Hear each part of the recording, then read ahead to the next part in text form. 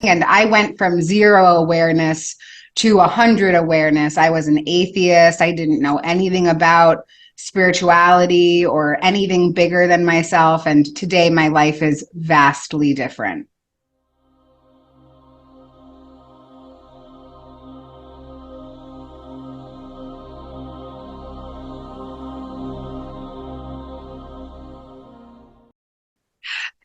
I'd like to welcome Betty G. Thank you so much for coming on this call. I've been really looking forward to speaking to you. And so let's just dive in. So tell us a little bit about your story and why you're here.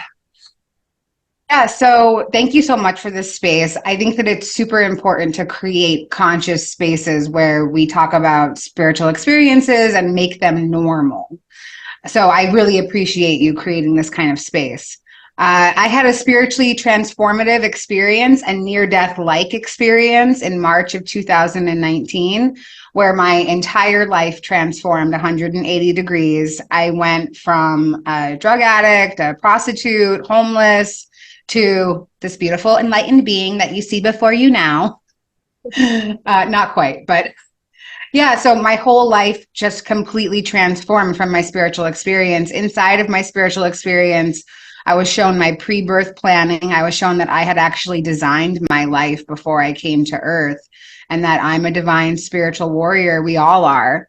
And we're here for this beautiful mission of the Great Awakening. And I went from zero awareness to 100 awareness. I was an atheist. I didn't know anything about spirituality or anything bigger than myself. And today my life is vastly different. Wow. And that's just in the space of 4 years. Yeah, my experience happened, a little over 4.5 years ago. And I've been in recovery from addiction for a little over 4.5 years as well. That's incredible. So tell me, let's go back to where it started. So you say you were doing all these things. What got you into that in the first place? Because I know it doesn't start from that. Something happens in childhood, right? Sure. Well, I mean, because I've been downloaded with my pre-birth plan, I was always destined to be an addict, which is a weird sentence to say, but I was also destined to be in recovery. But my addiction started when I was very young. I come from a family of addicts. My parents are addicts, their parents are addicts, and it's been that way for generations and generations. So, that had a lot to do with environment. I would watch my parents when I was young, and I endured a lot of trauma as a child as well. Abuse, physical abuse, emotional abuse, and I was sexually abused as well as a child. So I really never wanted to feel like me because all of the things that were happening to me didn't feel good.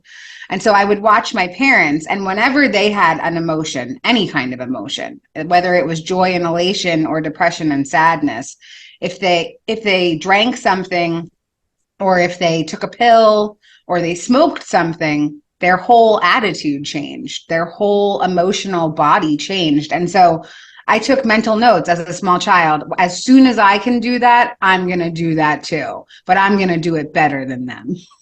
And that's what I tried to do. And so my addiction, it took off at a very young age, like preteen age. And in 2007, my parents, who were both struggling with their own addiction, they made this decision that they had to stop using drugs, that they were sick and tired of being sick and tired. They couldn't live this life anymore. And the only way that they knew to stop using drugs was to die, because that's what they had seen in our lives. They had seen people die from their addiction. And so in 2007, my parents committed suicide together. And I was 23 when that happened. My sister was 18. We found them. And it just enveloped me in this cloak of trauma and victimization. And so my addiction became my parent when my actual parents left Earth. And my addiction was so loud and so comforting. And it said, I'll never leave you. I'll never abandon you like they did. It's me and you together forever. And so my addiction became my guiding star. It became my everything. It came before every relationship, every marriage, every apartment, every job, every family relationship. Nothing was more important than my relationship with my addiction. And yeah, in the end, my spiritual experience happened from a drug overdose. So my addiction even brought me to a different state of reality. You know, it really was my guiding star in my life. So tell us a little bit more about the overdose. So you say you had a near-death experience. What happened in that space? So just walk us through that if you don't mind. Yeah. So I have some language for it today because I was never pronounced dead, and I don't think that I actually died. I think that I just took too many drugs. And, you know, my drug-a-log for the day was at least 6 or 7 different substances. Psychedelics were involved. And so what I experienced was a spontaneous kundalini awakening. And if you're unfamiliar with what that is, it's okay. So was I. Kundalini energy is described as life force energy. That's how it roughly translates.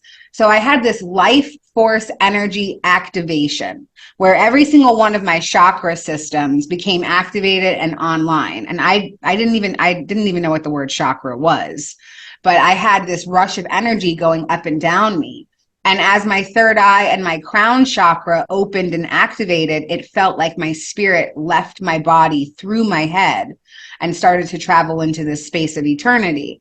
And the first part of my experience was what I perceive was like a life review, because I started to experience every emotion that you could ever imagine on earth. I mean, from the pit, the depths of despair and anguish, all the way to unconditional love. And I realized that I was experiencing the events in my life, not only from my point of view, but from other people's point of view. And I caused a lot of harm. You know, we have a saying that hurt people and healed people heal people. Well, I was definitely hurt, and I was taking everybody down with me. And so I caused mountains and mountains of real tangible harm in people's lives. And so I started to experience how they felt when I was abusing them. And then I also felt my parents' suicide, not only from the perspective of a grieving daughter, but I also felt it from their perspective. And that pain that I experienced, I felt like I was drowning. It felt like every cell in my body was covered in concrete and static and spikes. And I thought, okay, I died and this is hell and this is where I am now. That's really what it felt like. And then I started to hear these very familiar masculine voices. And they were saying, you are worthy of all the love in the universe. You are worthy of all the love in the universe. And so I started to follow their voices. And one of the voices was the voice of my father. And another voice was my divine masculine energy. And also a boyfriend that I had that had recently passed away. He was there as well. And then it kind of morphed into every man that I had ever met. My husbands were there, my uncles, my cousins, like they all kind of morphed into this one energy. And this masculine energy was guiding me through the space of eternity. And when I landed in the light, it kind of felt like I landed on a deck of a spaceship. And it looked, we have this carnival ride here. It's called the Gravitron, and it looks like a spaceship, and it spins really fast so that there's no gravity inside, and you can throw yourself up against the wall. And it felt like I came out of the side of one of those walls, and I landed on this deck. And there was thousands of other souls, and they all just kind of looked like these light beings. Like they looked like human bodies, but they were nothing but light. And everybody was super pumped. Everybody was glowing really bright. And there was this commander in the center of this platform, and the commander was gearing us up for this mission to Earth. We were all getting ready to jump to Earth. And you can call that commander Christ or Krishna, Buddha, higher consciousness. The energy. Yeah. Right. The energy of something ascended, something in charge, something light and love. And I, like everybody was super geared up, and we were like, we're going to Earth. And that's when I was downloaded with this knowing that we're here for the ascension of Earth, for the transformation of consciousness. Again, none of these words are words that I had ever heard before, but I'm just like tucking them away. I'm like, okay, ascension, Earth, 5D. I had never heard any of this before. And then obviously after my experience, I found confirmation on the internet that this is a real thing, that other people have also that know this information. So everything was happening in my mind simultaneously, all at the exact same moment. But the way that my linear mind can compute it Next, I transferred over to a scene where I was in front of this table of beings. And they never told me who they were, but they didn't have to, because they were definitely people in charge. And so I didn't even have to question it. And they were thumbing through this big, huge gold book. And they were turning the pages, and they were like, okay, nice to see you. You're not meant to stay. Get ready for your trip back. And I was looking around me. I'm like, you guys aren't talking to me, are you? Because I don't know where I am, but it feels way better than where I just was. And then things started to kind of click together for me. And I realized, oh, I'm home. And these are the people who are going to send me away again. And so I start throwing a tantrum, and like a small child. I could see myself kind of transform into a small child. And I was like, I will not go back. I said, you guys don't tell us what Earth is actually like. You don't prepare us at all. And there is no way that I am going back into that experience. And they were like, kind of laughing. And this is not in any kind of sinister way. They were like, you're there for 5 seconds. Like, this is nothing, because when I got there, it really felt like I woke up from a dream. And I was like, whoa, that was so weird. What a weird dream. And the only thing that I could remember out of 35 years of life at that point in time was that my parents had committed suicide. I couldn't grab not one other thing from 35 years of life. So when I sit around today and I worry about what I look like or what I'm eating or what's going on in the world, I didn't even remember any of that. None of that came into my perception at all. So in that space, they said, we're gonna tell you about your pre-birth plan so that you understand why Earth feels the way it does to you and how you're going to get through the second part of your life, because you're going back. And so they took me through my pre-birth planning, and it looked a lot like a video game to me. And it could be because of the generation that I'm born in, or because we're living in a simulation, whatever, you could take your pick. But the way that it looked in my mind's eye was that I was inside of a grocery store, and I had this big empty grocery cart. And the walls of the grocery store aisles were lined with these gigantic cereal boxes, and every cereal box had a life experience on it.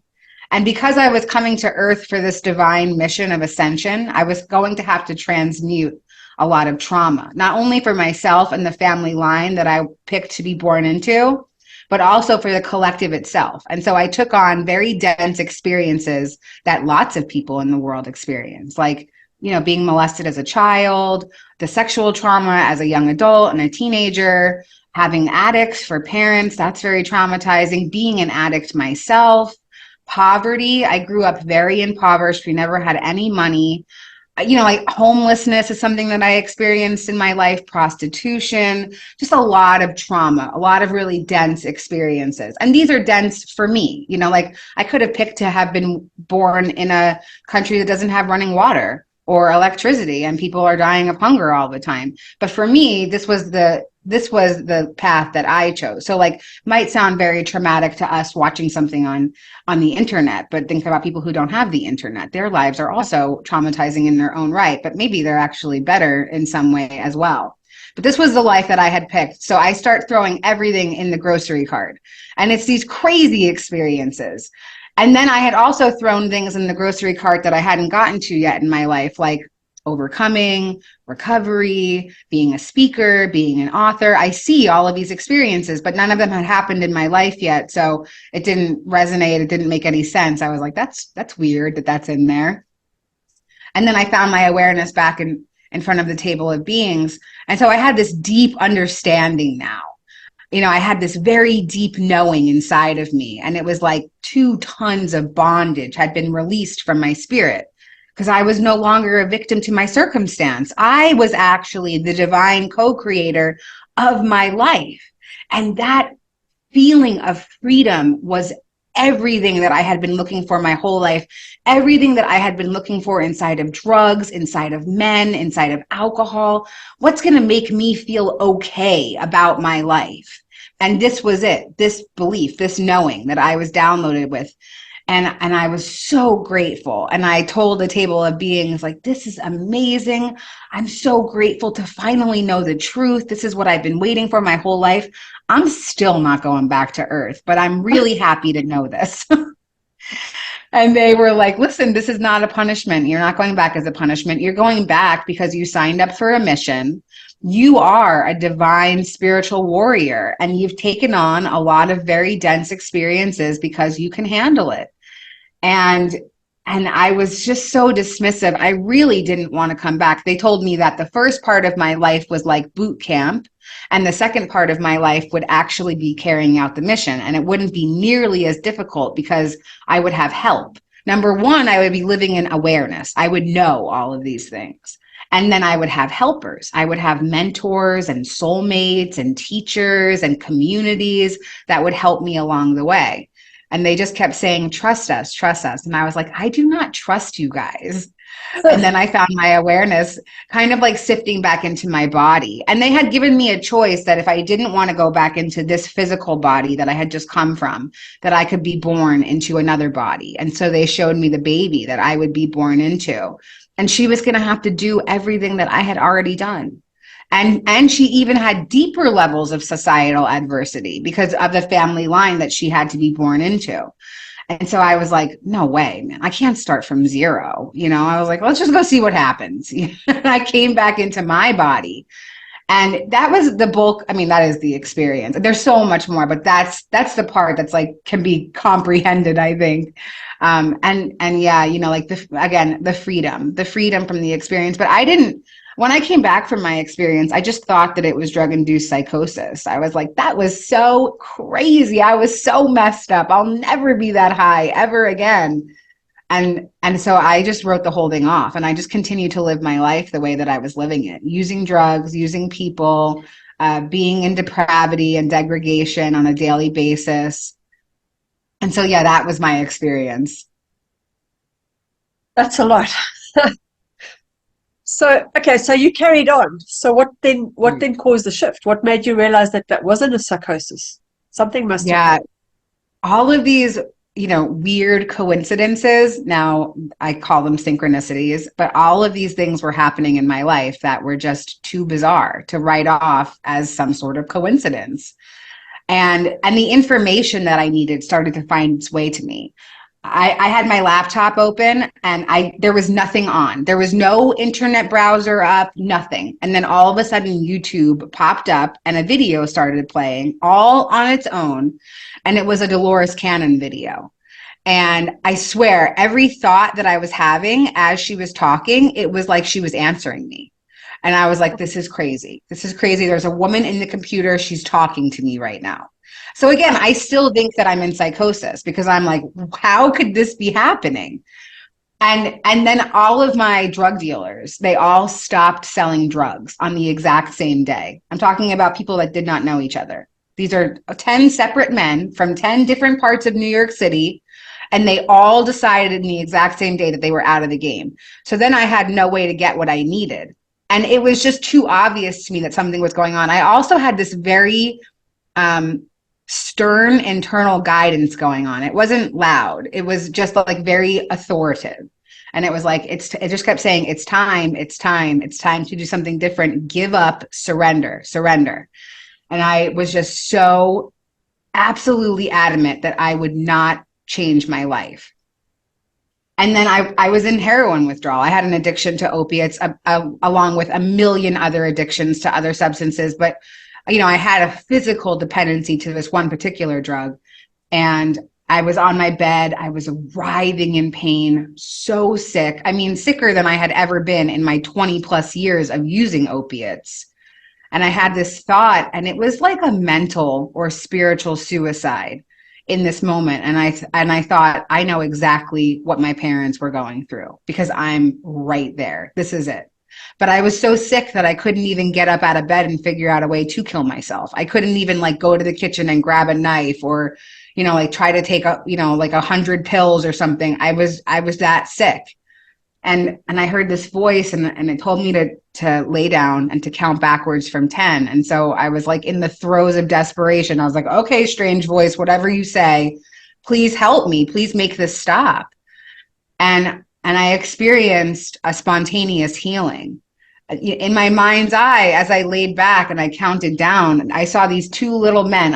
Every time I tell the story, I see them again, and they're just sitting there waving. But I see these two little men appear in my mind's eye, And they have these bulbous noses. They're wearing these white lab coats, and these little lawnmowers manifest in front of them. And they're kind of bouncing up and down because of the engine of the lawnmower. And they start walking through the crevices of my mind.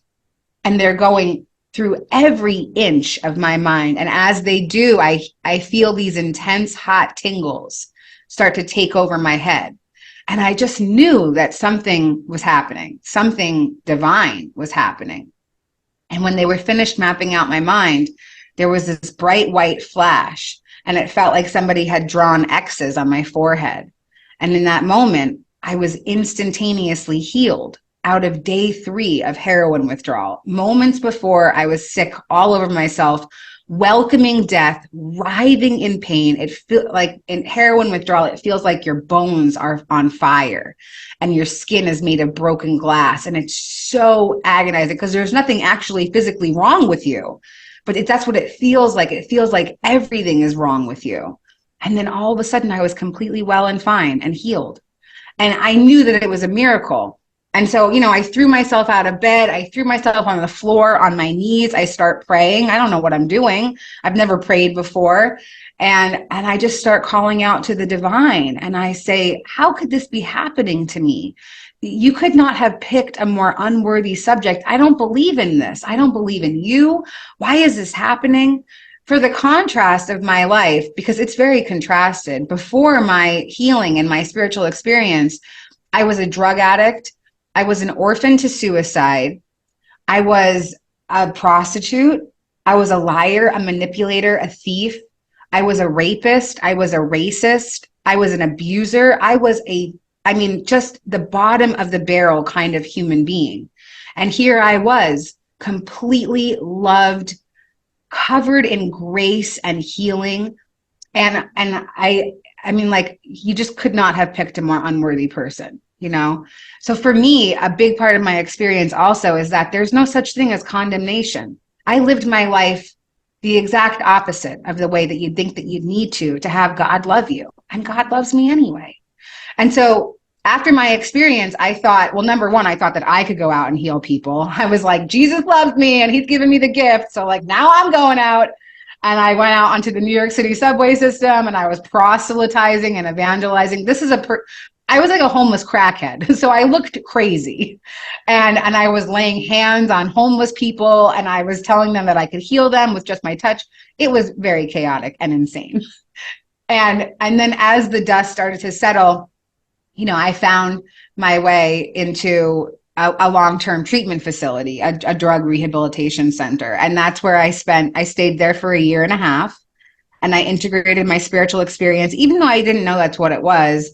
I just needed to be somewhere safe. And I also needed to figure out how to live life and not use drugs. And so that's what I did. I spent 1.5 years there with this insatiable thirst for knowledge. I read every sacred text. I read everything I could get my hands on about metaphysics and the law of attraction. And I began to manifest my reality. And I did so much healing in that space, so much healing. And it was on the fast track of healing that I felt every emotion I had ever felt in my whole life. They all flooded in me. And I felt the grief from my parents, the loss of my parents for the first time with a clear mind. They had been dead 11 years when my spiritual experience happened. And I had never really felt the grief because I had been medicating and sedating myself the entire time. So in that treatment facility, I finally felt the tidal wave, the tsunami of grief. And thank God I was somewhere safe, like in an institution, because I wasn't able to go out and drink or use drugs behind those really intense feelings. So that's my shift. It's a lot to process. Yeah, I find because, the work that I used to do, I used to dance, and I found that it's very difficult to share your experiences because of people judging what you've done. They automatically put you in a box and say, well, you're this person. But I always say that you wouldn't have done that kind of work if there wasn't a need for it. Because deep inside, it's actually a kind of way of serving humanity. If people weren't asking for it, you wouldn't have done it. But at the same time, you feel so bad about it because they literally are raping your soul or taking from you what's divine, So there's that there's that contrast. So what happened with all your friends, or did you not have friends in between? I don't know. People didn't want to be around me. I was an animal. I mean, like, you look at me now and you would never know who I was before, because I don't even look the same now. Like, something lit up. My spirit came alive for the first time. It was asleep. It was unawakened. It was not activated. And then in the moment of my awakening, I finally became filled with light and joy and spirit. But, at the end of the road with my addiction, I had burned every bridge. I had lost every connection. And the only friends that I had were people that I did drugs with. I have some family members in my life. My cousin, she's my best friend. She's like my sister. And she's been with me through all of it. And she sees the shift in my life. And it was so strange, because when I came into spiritual awareness, she started talking about the same things. I would say, what do you think about angels or this and that? And she's like, oh my God, I've been reading about all that stuff too. And I'm like, okay, that's cool. Like, my inner shift is affecting my outer world. And that's not to say, my actual sister, she has, just because I had some kind of experience or I'm in recovery now, doesn't mean that she has openness and forgiveness in her heart for all the harm that I caused throughout our lives. So, like, the healing process is not linear, and it comes in layers. And so I just take what I can get. I can't do anything about the harm that I caused before. There's nothing that I can do about it. All I can do is be a better person moving forward. And like I shared from my experience, there's no condemnation. So I could have continued living my life the way that I was, and I would still make it back to heaven. Everybody does, because that's who we truly are. We are unconditional love at our core. But today I choose to live my life aligned with spiritual principles. Number one, because it feels better. It feels a lot better. Like, the way that I live my life today, this is the high that I was always looking for. Being of service to other people, being of service to humanity, that feels like the most intense chemical high that I could ever imagine. So today I choose to live my life in a righteous way, because it feels better and it feels more aligned. And, the universe definitely wants me to. That's awesome. So here's a question. If you were, like you say, you weren't awake, but I often see that when people are causing destruction, that they're not actually physically present, which means you allow space for something else to inhabit your body. Do you think you were, like, fractured in a way that something was working through you, whether they're dark forces or whatever you would call it? So I definitely resonate with what you're saying completely. And I don't know if I would call it dark forces, because I don't want to manifest more of that or more of that awareness into people. But my addiction was at the forefront. So some of the work that I've done with healing, I've done a lot of shadow work. And so part of that shadow work is kind of dissecting the different parts of me and labeling them. So I call my addiction Richard. He's a man. He's a gay man. And he's ruthless. He's hardcore. And so he was my dominant force in life. So, now I heal my addiction through a 12-step fellowship. I belong to Narcotics Anonymous. And through working the 12 steps, I'm able to understand that addiction is a dis-ease. It's a form of dis-ease, just like every other thing that we have in our collective now. So I'm not responsible for my addiction, and I'm not responsible for the harm that I caused in my addiction. I am responsible for my recovery and what I do moving forward, and how I make amends to the people that I harmed, the collective itself, the world in general. And so that's part of the 12-step process as well. But definitely, whether you want to call it ego or addiction or something lower, that was not me. I mean, it was me for that point in time, and it served a purpose. That's the way that it was supposed to be. I truly believe that. But moving forward, like, I'm stepping into something else. Like, I'm stepping into the light. I'm moving forward that way. Yeah. So because it's parts of you, so which means you're kind of fractured. So there's a part that's doing this and a part that's doing that, and this is basically everything becoming whole again, is recognizing and owning those parts and not disowning them. Definitely. So I hear so many people say, like, we have to kill the ego. No, you don't. First of all, if you didn't have an ego, you wouldn't be on Earth. That's number one. My ego is my human, and I need this vehicle to get through my experience. And there's no bad parts. And I really love Richard Schwartz has a type of therapy. It's called internal family systems. So it's been brought into the Western world, this kind of shadow work, because that's the way that I perceive it anyway. And it says that there's no bad parts. My addiction is not a bad, malevolent, or evil part of me. It's just a part of me. And my addiction saved me in some ways, because I never could have got through my experiences without being sedated. So, like, I'm grateful for my addiction. It served its purpose. It no longer has a place in my life currently. But, my addiction manifests in a bunch of other ways too. It's not just like drugs and alcohol. There's addiction to codependency. There's issues with eating disorders, person obsession. I love getting obsessed with people. And, so my recovery is in layers as well. And I have some freedom from those things in my life today as well, all those other layers. Well, I mean, we're creatures of habit. So an addiction could be addiction to being healthy. It's just a better addiction to have. Right. It's just replacing it.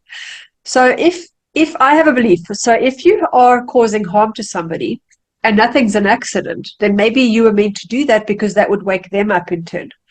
And again, like you said, it doesn't take away responsibility that you have harmed them in the past. You can't undo it. But what about having, I don't know if it's the word compassion or giving, saying sorry? Because just from where I stay, I live in South Africa, and we've had apartheid's just ended about 30 years ago. And we've got a lot of political problems with black and white. And a lot of black people are still very angry. And they're angry because the white people had it all and they didn't. Now, the white people that are currently here, and we're in the minority, we are not lucky. We didn't get anything handed to us. We didn't cause the problem. We are the result of the problem.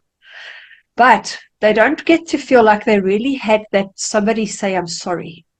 The white people didn't say, I'm sorry for what happened to you. And I think if that were to have that, I know it happened. It's that internal family systems. It's saying, I'm sorry for what my forefathers did. Do you think that saying that would make a difference or not make a difference to all that destruction that you caused for yourself and for them? I love what you're bringing up. And, there's so many layers to that too. So there's a spiritual principle that I try to live my life by today. And it's, would you rather be right or would you rather be happy? Because you can't be both. And so for me, hearing sorry from certain people is just me wanting to be right. Now, like, this is obviously something on a much grander scale. Like systemic racism is something that we need to continue to work to heal. And I think that we do that by being of unity in diverse communities. Again, we can't do anything about what happened before. And the for me, it's a knowing, but the belief of the pre-birth plan can be weaponized. So I could go up to all the people that I caused harm to in my life and say, well, we planned it before we came to Earth. Get over it. But I'm not going to do that, right? Or, even when people are in the midst of grief, like a parent losing their child, you can't tell them that they planned that, because they're human. And they came here to experience those very real, raw, visceral human emotions. And so for me, the idea of pre-birth planning is something that I don't need to go out and preach and teach, because I know it.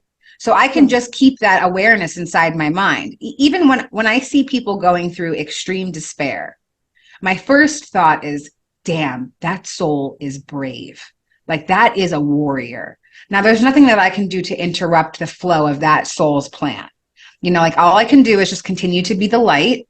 That doesn't mean that I preach or teach or proselytize anything. I just be me. And it doesn't mean that I interact with anybody even. Sometimes that's my purpose, is to share my story and to spread this information. But sometimes it's just to listen or just be present or just, pray.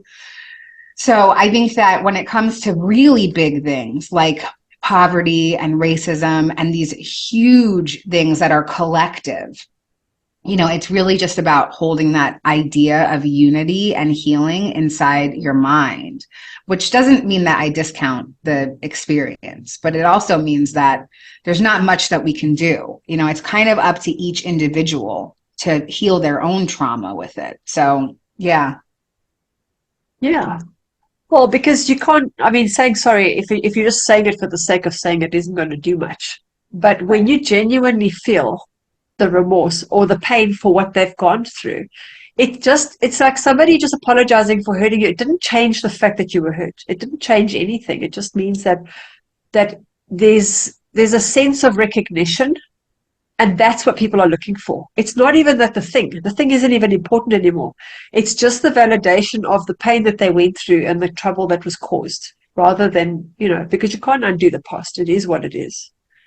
But yeah, that's really powerful. So going forward now, all right, so you've come through this, and what are you doing now? I mean, I know you said you're speaking and you're doing, I saw you've got some amazing podcasts out as well that you've done. Are you writing any books? What are you doing? Yeah, so I work in the recovery field as a day job. I work in a clinic, and I work as a recovery coach, a peer advocate. So my whole job is self-disclosure. I say, hey, I'm in recovery. If I can do it, you can do it. And they pay me a salary for that. It's bizarre. And then I also have a private coaching business where I help people, whether they're looking for help with addiction or on their spiritual journey, integrating spiritual experiences. And that's really obviously where my heart is, and I love how Source sends me people that are these awesome reflections of myself so that I know what to work on as well. So every time I give somebody like an assignment of something to do for themselves, I do it myself because I know that they're a reflection of me and it's something that I got to work on. And I also work part-time for the International Association for Near-Death Studies. The acronym is IANS, and I host a podcast for them. And I also am the webinar coordinator for our online platform. So I find speakers and host our webinars we do on Saturdays. And it's amazing. First of all, I work like 80 hours a week. Talk about a new addiction. But I'm so grateful to be of service. And then, I also have a lot of spiritual communities that I am of service in. Like I shared that I'm in a 12-step fellowship.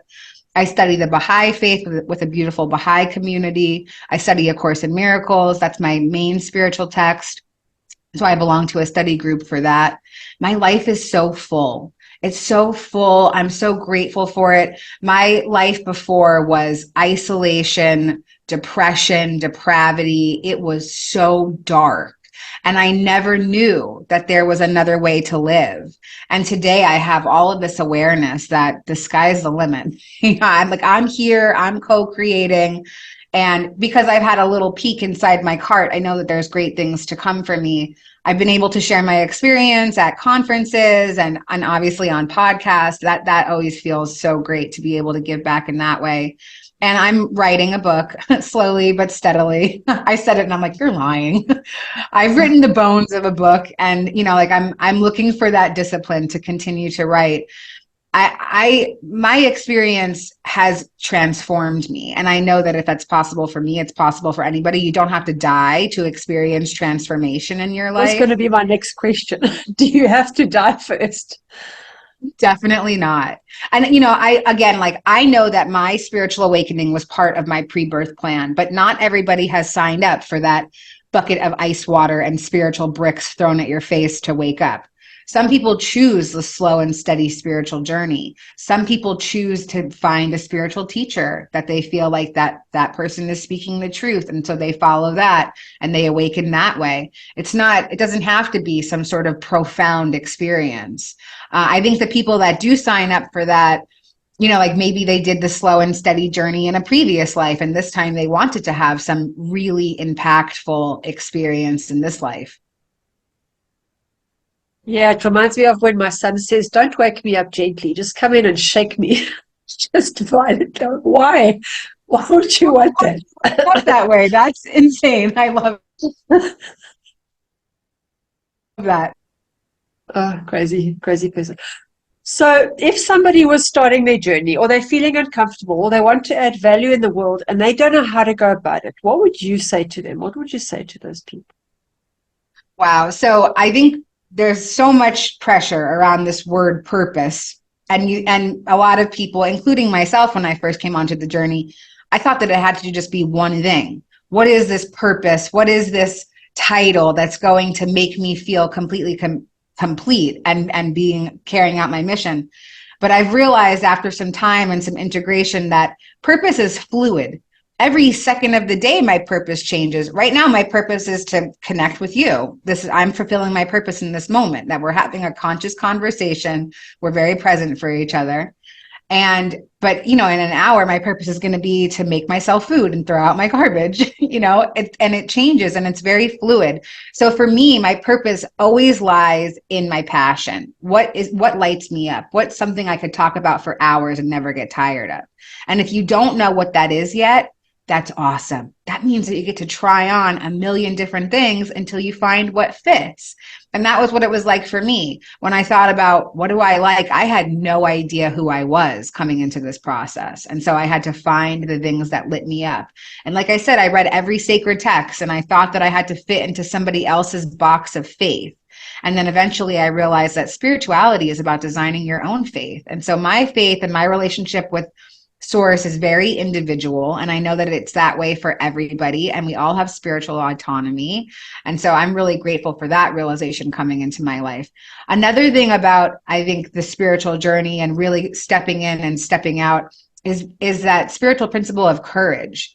I come out and I share my story very vulnerably, authentically, and I don't care, because I know that this world is not real. But you might not know that the world is not real. So I say everything because I'm this isn't even real. Who cares what I say? Love it. And I share bravely because I see that it helps other people share bravely as well. And I think that that's it. This whole thing, this whole video game of life, the whole movie that we're in is just about being courageous and authentic. And for me, those are two of my favorite spiritual principles that I live my life by. So if you can start to cultivate your authenticity in some way, just by truly being you, flaws and all, that's really a big part, I think, of the spiritual journey as well. Yeah, I think we're so conditioned to always, stay in your lane, do what everybody, from young you get told what to do, what to eat, how to think, what to wear to school. And now when you grow up, you get told, no, you must be yourself. But you don't know what yourself is because you've been kind of streamlined into doing what everybody else wants for you. So stepping out can be quite scary because you could get into trouble. And then how do you suddenly become creative when you've been taught to not be creative? Yeah, it's tough. Wow. It's very hard to let go that bondage.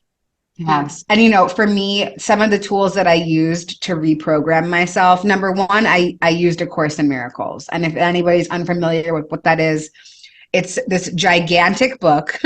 It's this book right here. And it's a channeled message from soon.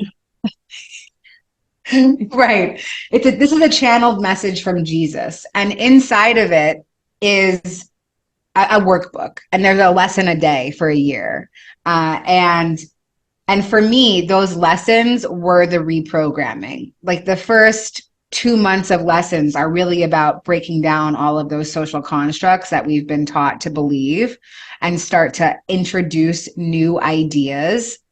And it's all about love and recognizing the illusion. And another tool that I used to reprogram was the 12 steps inside my 12-step fellowship. And if you're not an addict or an alcoholic, there's a 12-step for everything. The 12 steps are a wonderful tool. And, the number 12 is very divine as well. There's 12 months, there's 12 astrological signs, there's 12 tribes of Israel, there's 12, hours on the clock. It's a very divine number. So I feel like there's some sort of divinity inside the 12-step fellowships.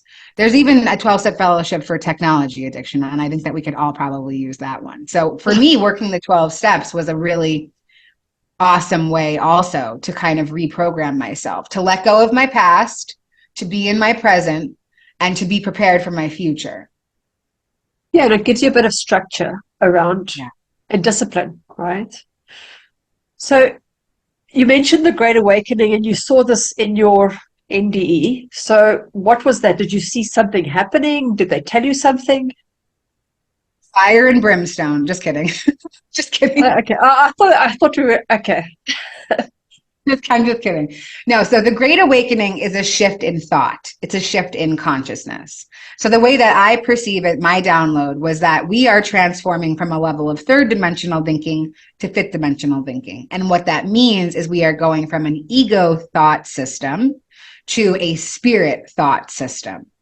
And, so obviously there's 4D in between there, and that's kind of straddling the line between the two. It's about independent investigation, about coming into awareness. If you're watching spiritual podcasts or you're looking at spiritual information, you're already in 4D. So really, it's just about becoming more spirit-centered, service-centered. That's what 5D is all about, God-centeredness. So, there's a lot of different theories on what it's going to look like.